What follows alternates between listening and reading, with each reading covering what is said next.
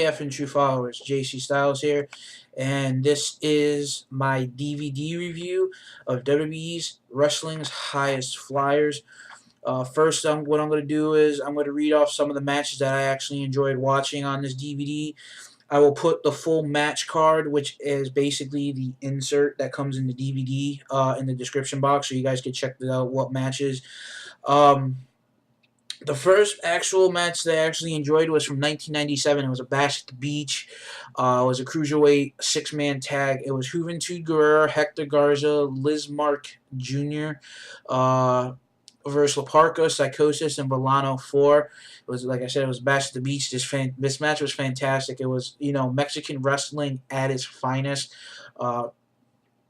Mexican wrestling, not a lot of people realize that, how much of Mexican wrestling actually has a big impact on wrestling in the States.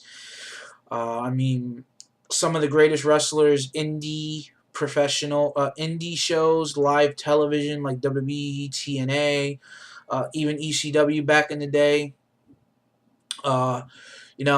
A lot of these guys had a lot of impact.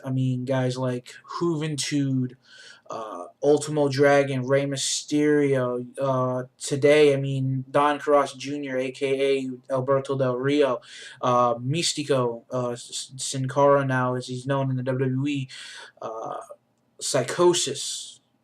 There were so many wrestlers that came up from Mexico. Eddie Guerrero came up from Mexico. Chris Benoit, actually, in his early days of wrestling, when he was over in Japan, actually wore a mask. And not a lot of people knew that unless you watched a lot of the old school documentaries. But, this match was fantastic. I enjoyed it. It was definitely worth... It's definitely worth picking up. I'm sorry, I got a message from Facebook from one of my friends. But like I was saying, this match was definitely phenomenal. We had Shelton Benjamin versus Shawn Michaels. It was a Gold Rush tournament on Monday Night Raw in May 2nd, 2005. That's actually the match where Shelton Benjamin springboarded from one side of the ring, the cross to the other side, and actually got super kicked. That match was fantastic. I love that match. Any match with, a lot of Shelton Benjamin's matches back in the day were fantastic. I remember his feud when he came over from SmackDown with Triple H, and he beat Triple H like 3 weeks in a row, and those matches were fantastic. And I think that was when Triple H actually decided not to push a lot of the younger guys. That match was fantastic. Another match I enjoyed watching was Ultimo Dragon versus Rey Mysterio, World War III, November 24th, 1996, for the J Crown Cruiserweight Championships. This match was definitely fantastic. Ultimo Dragon was the shit back in the day, and I enjoyed watching him wrestle. I enjoyed Rey Mysterio watching wrestle in WCW. There were so many Cruiserweights I enjoyed watching in WCW. Rey Mysterio, Chris Jericho, Dean Malenko, Eddie. Even though he was an arrogant shit in WCW, Six-Pac, I enjoyed watching him wrestle in WCW. Alex Wright, Billy Kidman, Ultimo Dragon. I don't know if I mentioned him, but I'm going to continue on. You had Eddie Guerrero versus Dean Malenko for the ECW World Television Championship. ECW Hardcore TV, July 21st, 95. You had Ultimo Dragon versus Psychosis from Uncensored, March 16th, 97. Chris Jericho versus Ultimo Dragon. Hakushi versus the 1-2-3 Kid. We've seen John Morrison versus Tyson Kidd. We saw the triple ladder match from WrestleMania 2000. The Hardy Boys, Edge and Christian, and the Dudleys. We saw Flying Brian Pillman versus Ricky the Dragon Steamboat. Then we saw Pillman again later on in the DVD against Alex Wright. We've seen the Great Muta versus Sting. That was a fantastic match. Another reason why a lot of people say you hate Sting, you call him washed up, blah, blah, blah, this, that, and the other. But I like Sting when he was in WCW. I like Sting all the way up until the Main Event Mafia storyline, and I will defend that to the day I die. But his match with the Great Muta at the WCW Japan Super Show, March 21st, 1991. Check it on YouTube if you can. Or if you have this DVD and you have not yet watched it, please do so. This fantastic DVD is fantastic, and I enjoyed it from beginning to end. That match was fantastic. Skim through, you had Shawn Michaels versus Vader for the WWF Championship when Shawn Michaels was a champion in '96. We saw Rey Mysterio versus Eddie Guerrero in Halloween Havoc October 26, 1997. Then we seen Juventud versus Billy Kidman for the Cruiserweight title, World War III, 1998. Now, which brings me to this, I've enjoyed this video from beginning to end. This was a very well put together DVD. I'm not gonna lie. I had a lot of speculation on if I was gonna enjoy this or if I was gonna like it or not. The reason why I said that I didn't know if I was gonna like it, because I heard about the very bad and biased put together WWE's top 50 wrestlers of all time. I heard that DVD was very biased. I think Hulk Hogan was like 30 and Flair was like 21. I think Shawn Michaels and The Undertaker were 1 and 2. So, I heard it was a very biased DVD, so I refused to. I'll watch it on YouTube, but I refuse to buy it. I recommend this DVD to anybody. If you liked Cruiserweight wrestling or you just like the natural high flying like I did, pick it up. I got it because I was expecting to see a lot of Cruiserweight matches, and, I did. I saw a couple of ECW matches. I saw a couple of WCW ones. I seen a couple of nice WWE ones during the time that I wasn't able to watch wrestling. Also, I want to say people keep asking me through comments, and I'm going to answer them right now. A lot of people say, "Man, you got such a good DVD collection. How do you or where do you get all your good buys?" I go to Amazon.com. The reason why I go to Amazon.com is because you can go there and you can choose to pay retail price, which is usually $19.99, $21.99, $22.99.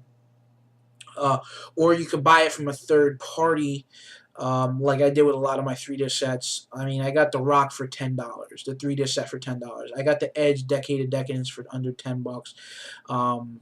What else was the ones I got from there?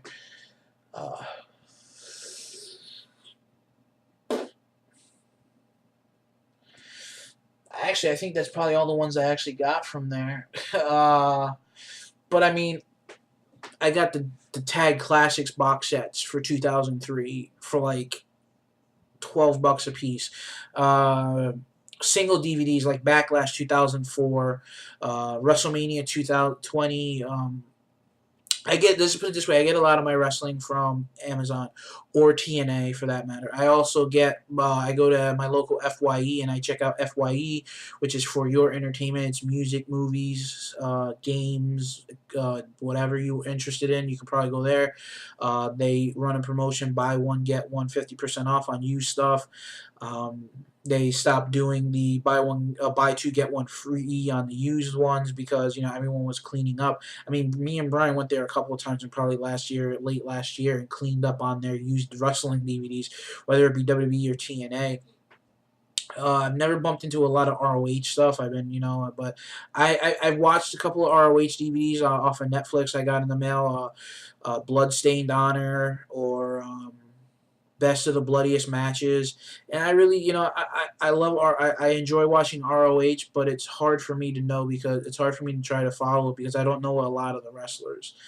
But back to the Wrestling's Highest Flyers, I would recommend this DVD to anybody. It's definitely worth picking up. And this has been my DVD review. I hope you guys enjoyed it. Classic guys, classic matches, a lot of high flying. Also, the cool thing about this DVD, I'll plug it real quick. Couple of wrestlers, Jamie Noble, John Morrison, and Evan Bourne, wore cameras on their chest. They put like this little harness, and they had a camera. And Evan Bourne did his Airborne Shooting Star. John Morrison did a Starship Pain, which actually he was based off of a poem he wrote in school, which was high school, which was called Starship Pain. I didn't know that. And Jamie Noble also did a backflip, a moonsault, I should say. but when you watch them do it, like when you watched it through the camera, it doesn't really, you don't really see much because it's happening so fast. Like John Morrison, I mean, you see him pop up on the rope and then that's it. You know, yeah, and then next thing you know, he's looking down at the foam mat that he lands on. Same thing with Evan Bourne. I mean, Evan Bourne, it happens so fast you don't even see anything. So it's definitely worth buying. Unfortunately, I borrowed it from a friend. He took it back this morning, so I couldn't actually just show you the box. So I got a little pop-up picture, if you see. So guys, also I want to plug in this video real quick. Please send us your questions for Q&A. Me and Brian, we're going to do Q&A every month, but we're going to go back to doing it at least once every week, every other week, or maybe once a week. We lost so many good questions over the last couple of weeks because we've been getting flooded with messages, shared videos. So if you're going to send us any questions, please label them. Let us know, hey, Q&A, questions for Q&A.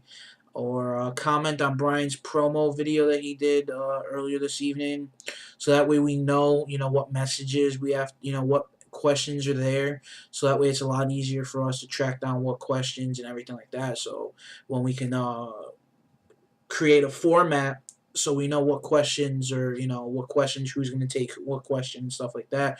We're going to double up on the questions. So, guys, with that being said, please comment and send us your questions. And we'll see you tonight after TNA Victory Road with our review. And have a great night.